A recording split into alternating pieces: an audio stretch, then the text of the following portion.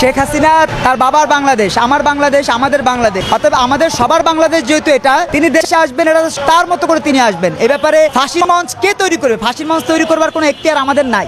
মামলা তো তারেক রহমানের বিরুদ্ধে ছিল, বাবরের বিরুদ্ধে 150 মামলা ছিল। বাবর কোথায় এখন? বাবরের বিরুদ্ধে কোনো মামলা আছে?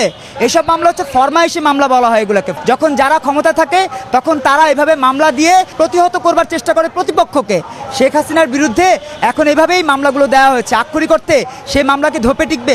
তার নামে যে মামলাগুলো রয়েছে অধিকাংশ হচ্ছে ফরমাইশি মামলা। ভাই, আমাকে হুকুমের আসামি হিসেবে মামলা যদি কোনো আসামি বানানো হয়, সেই মামলা টিকবে না। অতএব শেখ হাসিনার বিরুদ্ধে যারা বলছেন ফাঁসির মঞ্চ করে রাখবেন, তারা বোকার স্বর্গে বাস করছেন।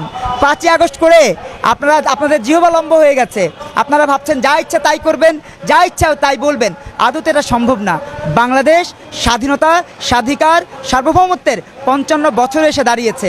এখানে এসে আপনি যদি 5ই আগস্টের তুলনা দিয়ে, 5ই আগস্টের উদাহরণ দিয়ে একের পর এক আমাদের ত্রুটি চেপে ধরবার চেষ্টা করেন, শেখ হাসিনাকে ফাঁসি দেবার চেষ্টা করেন, সেটা হবে আপনাদের ভুল ধারণা।